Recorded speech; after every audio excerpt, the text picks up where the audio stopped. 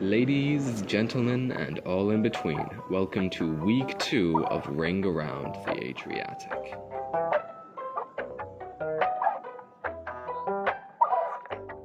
Lately I've been so depressed. Struggle getting out of bed, I'm fighting with my head. Anxiety's befriended me. In the depths of my despair, couldn't breathe if I had it. Just tell me what you want. I got a life I need to live. Oh, can't play these silly games of ring around the rosy. I'm dancing with the dead again. I don't think you'll forgive my sins or cross my heart and hope to live. Cause I'm desperate for the touch of life. Fight these thoughts, I'll never fly. I know I'm worth more than I try. Dancing again, dance with my friends.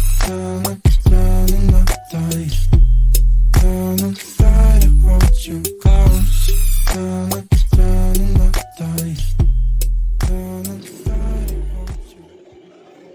And welcome to Dubrovnik. If the montage you just watched didn't manage to clue you in, Dalmatia, the region in which Dubrovnik is situated, is simply gorgeous. It was a truly lovely view to wake up to, and served as a pretty effective apology from Croatia for the night I'd had on my way over. The ferry left port from Bari at 11, an hour late, and I went into the cabin at midnight, heading for the seat reserved on our ticket. We'd packed earplugs, eye masks, and I even dug out my coat to serve as a blanket, but holy fuck did they do practically nothing to improve what followed.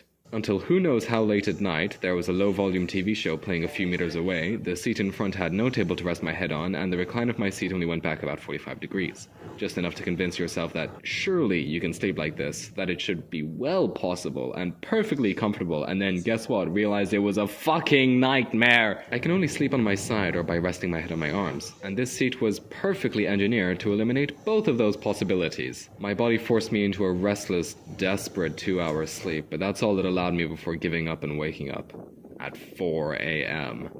I obviously did not fall back asleep.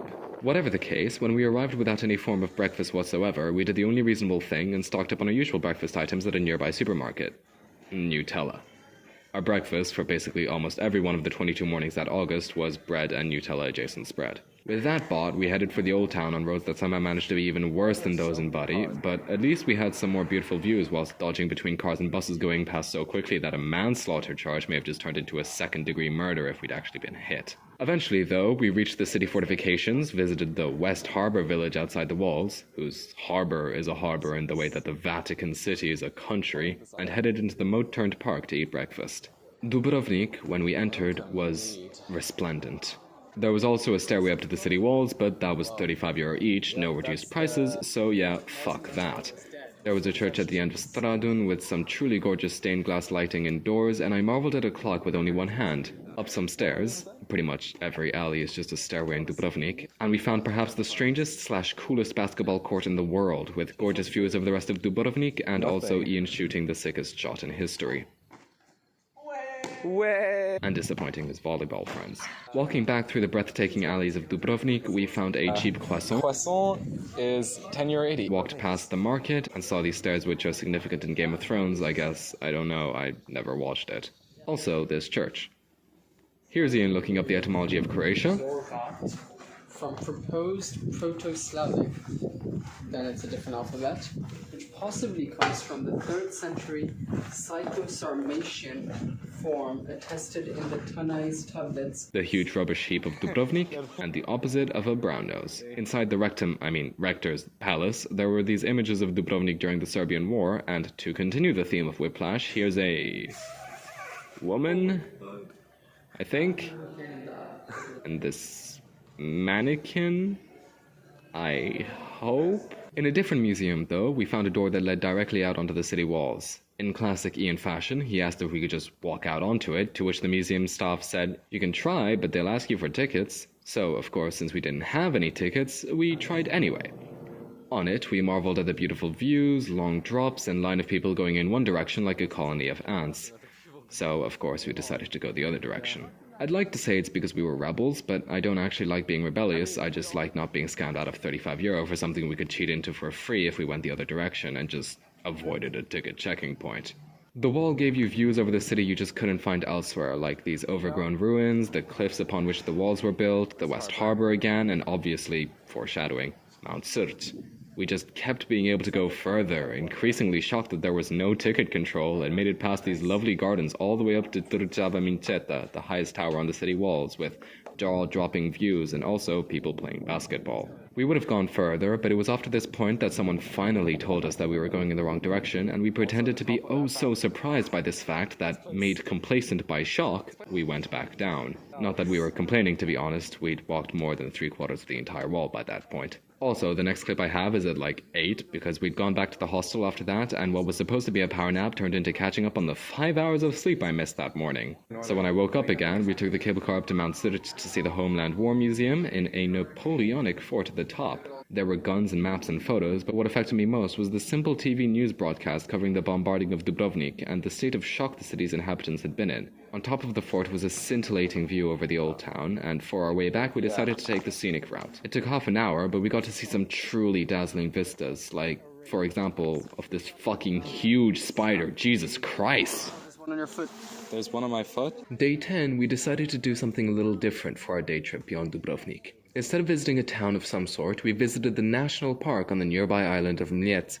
At the ticket office, we witnessed the most inefficient method of refilling a water bottle, a cat with a Hitler stash, and visited this fantastical monastery on an island in a lake, which, by the way, is itself on an island.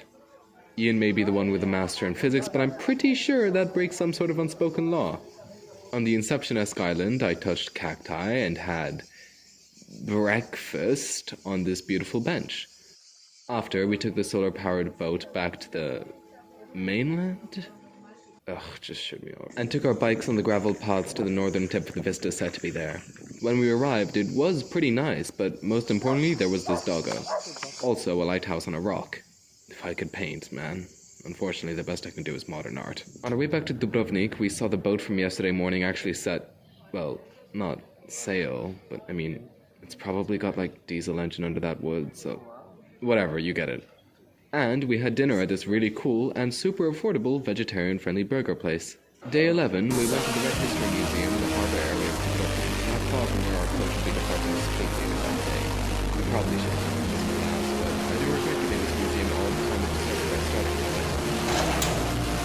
In all seriousness, this museum was simply amazing, transporting you on Yugoslavia's journey of communism, showing at first the conditions that led to the revolution, the undeniable good that communism brought about, and the retrofuturism of communist living. Ian and I played chess for a good 45 minutes, I kid you not, and I'm proud of how far I managed to make it before checkmate, too. And also this typewriter. Oh. Oh my god, that's the most satisfying tab in existence. That's amazing. Insta-love. Ian also seemed to want to try out communist fashion. Hey, Four Eyes. But after all that, the museum suddenly exposes us to the horrors of all authoritarian regimes. The labor camps for dissidents and wrongfully accused alike, the oppression it all turns. It was really skillfully composed, and I don't often find myself saying that about museums. After, we tried to visit Fort Lovrijenac, the picturesque castle on top of the hill beside West Harbour, only to arrive there after a long hike up some stairs and beautiful views and realize it's €15 each. For a fort that small? Yeah, no thanks. Back in the old town, we had lunch at this really cool vegetarian place with tables just barely not slanted enough by the uneven ground to let your food slide off. We did visit the Maritime Museum of Dubrovnik, but it was a bit larger than expected and we had to speedrun the walk back to the harbour. And for how small the town of Dubrovnik is, the hill still made that a 40-minute hike. Eventually, though, we arrived, the coach itself arriving 15 minutes later, and I nabbed a window seat on the left side of the bus. Why left, you may ask? Well, allow me to forsake that easy hyperphora and rather show instead of tell.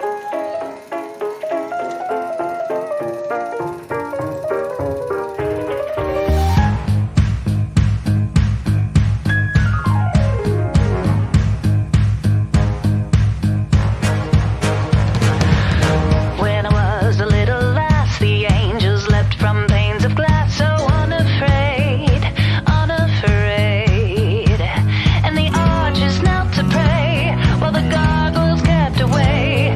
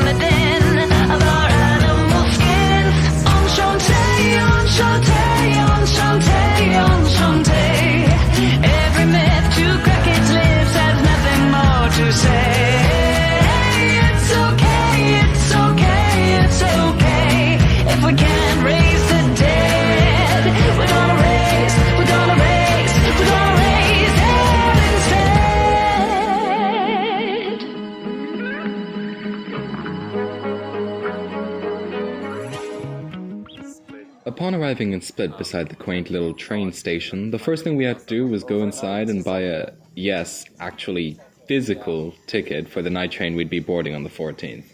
There was no e-ticket. What century is Croatia in? Also, our hostel was in the dodgiest looking building / neighborhood in Split, which was cool. Day 12, I got to appreciate Split's urbanism in the form of appropriately sized service vehicles, which had to fit down absolutely tiny alleys. In preparation for lunch, I headed to possibly the only spar to have a colonnade in its interior, and we were thankful to have arrived at the laundromat early enough to beat the crowds. Also, Split really loves its Roman heritage. That's sort of its thing.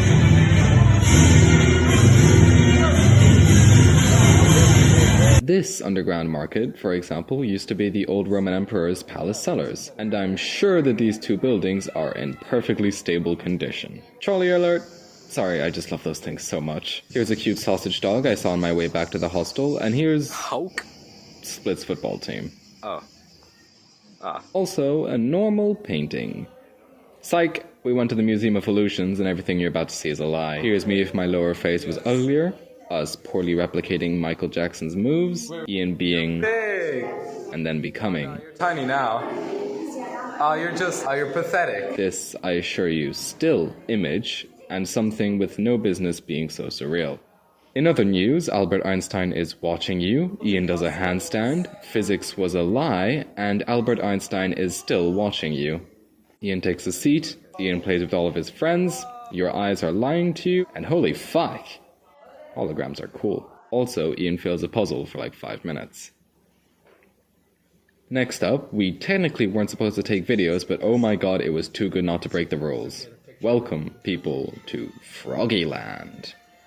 Also, accurate reviews for the museum. Did you really live? We ate lunch in this wonderful, practically hidden away square, and I went on an adventure through Split's alleyways to find out if the Split City Museum was open. It wasn't. Here was some more Hauk, some more trolley, a dwarf in front of the Game of Thrones museum, another trolley, and oh my god, this is loud! Apparently this is a marriage procession! Also look, a Zeus lookalike! We went to a beach with the most metal troglodyte house possible, Ian went swimming, and on our way back to the hostel we decided to go to the most famous gelateria in Split. With the longest queue in Split. The ice cream was delicious, but the cone was a bit fragile.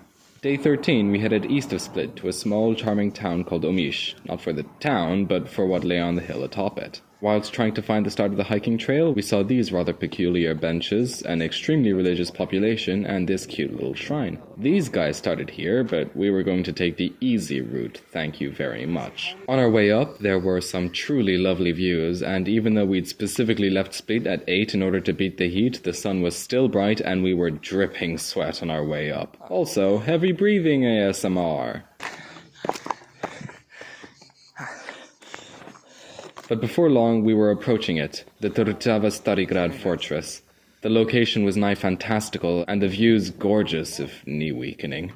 The entrance fee was something like €3 per person by cash, so thankfully Ian brought his wallet. Also, this was the view from the top tower. Simply spectacular. We had lunch at the top, and I didn't take a video, but uh-oh! As you listen to Ian nerd out about Hearthstone, can you guess what I forgot there at the top of the 30-minute hike? Not great, but we're being played. Secret Mage didn't feature in any of those 12, right? So it's like, I see, you've been playing. Those of you with good memory may remember my water bottle from Modena. Yep, that'll be a lovely gift for whoever made that hike after us. Back in the town of Omish, people were still attending mass, and I was a comedy genius. Man.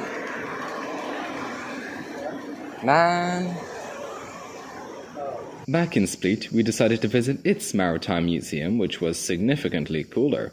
There was this mid-19th century lighthouse mechanism, models of the adorably stubby Dubrovnik merchant vessel, a very private compass. It's when you really don't want anybody to look at what direction you're sailing in. And this. I'm guessing I can't. Also, my astute observations. Oh, this is for like telegraph decoding and stuff. Chart table from torpedo boat, USSR 1963-1964. Jesus Christ.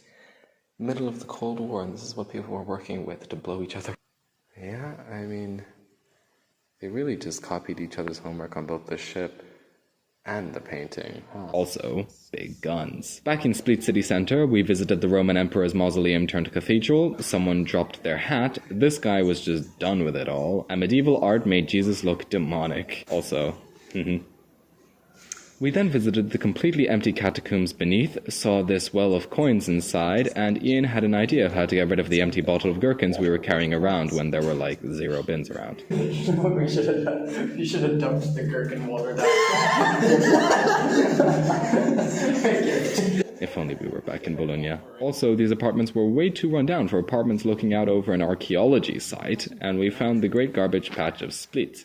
Someone, somehow, managed to forget these here, and this pigeon was having a bath. That man was ridiculously sunburnt, and we ate our fill of traditional Croatian cuisine on tables beside the city wall, but get a good look at those glasses while you still can, folks. After, with a hankering for some sort of dessert, we made our way to the second most famous gelateria in Split, just to compare, well, the flavor and price, yes, but also... Okay, so, for reference, this is the queue. On our way, we saw this fountain, this restaurant... Oh, fetish, food, and me. What's the fetish? and this doggo. Finally, we arrived and... Thank fuck. Maybe the ice creams weren't as sublime, but they were still fucking delicious, and we hadn't had to wait 20 minutes to get them. Day 14, and I finally got a clip showing off just how equally bad road laws were in Split as in Dubrovnik, and actually managed to find a news article helpfully detailing the traffic laws of Split. I will now proceed to read a few excerpts as we made our way to the top of Split Cathedral's bell tower early enough in the morning to skip the queue. Driving in Croatia, the Split rules of the road on Total Croatian News. Please remember that you can choose any direction to go on a one-way street, provided you're in reverse and on your mobile phone. If going in the direction inverse to the norm, it is preferable to do so at speed. Most modern cars have indicators. These are lights positioned on the 4 corners of the car which allow you to indicate which direction you intend to take. A fun game is to show you intend to go in one direction but actually go in another, or wait until after the maneuver to indicate what you just did at speed. A good way to avoid being slowed down by pedestrians is to speed up as you approach the crossings. Driving a visitor from Australia or the UK? Why not make them feel at home by driving on the left? Special notes for motorcyclists. Pedestrian zones were obviously put there to clear the traffic for you. Feel the freedom of speeding through the Roman walkways. Enjoy the sight of adorable small children jumping out of your way. With that cleared up, we made our way to a shop to buy me a new thermos and then headed back to the train station area to catch a bus, this time west of Split. We were headed for Trogir. The bus managed to depart a full hour late, and we had to pay to load our bags, even though our ticket should have included them, but hey, whatever, it was like €8 per person. When we arrived, we headed via the promenade to the fortress at the end of the island, and saw this woman made brain dead by Instagram. Inside, we tried to climb the tower, only to realize that doing so included a long wait, but at least when we arrived, the view was pretty nice. Also, a bell tower actually ringing. That was cool. And, of course, when we went back down, we had to wait again. Heading to a park, we had lunch, and we were treated to the wonderful experience of a plane passing overhead every 10 minutes or so. Also, my new thermos. Primus. I am such a nerd. That's an intro for all the Transformers fans out there. Back in the old town, though, we headed for an ice cream place that served some truly special desserts. Ian, of course, had to get one. But, unfortunately, Trogir had basically nothing to do other than that, and we headed back for Split before long.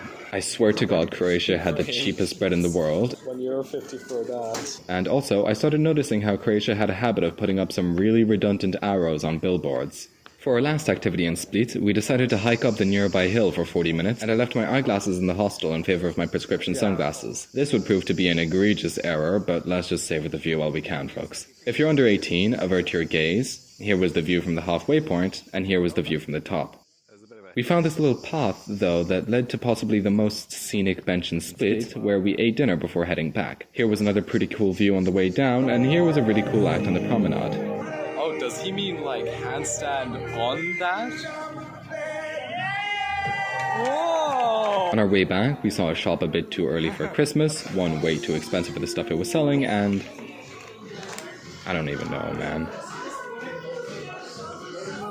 Someone apparently actually lives inside the city wall, and oh! I think I lost my glasses. I finally realized, when I came back to the hostel, that my glasses were gone. Yay!